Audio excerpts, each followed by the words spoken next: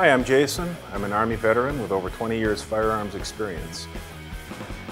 Since 1983, Tim Leatherman's Oregon-based company has been making tough, useful multi-tools.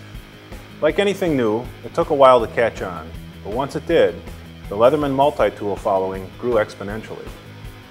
Leatherman tools are made entirely in Portland, Oregon, USA, and are held to the highest standards of quality and durability. And with each new product they release comes even more usefulness and innovation. You know, I remember back when I was in the Army, and we were on field maneuvers in a place called Hohenfels in Germany. Basically a training area, 1,000 square kilometers of mud with the Bradley fighting vehicle. We broke tread and realized that we had forgotten the lug nut wrench on one of the smaller bogie wheels.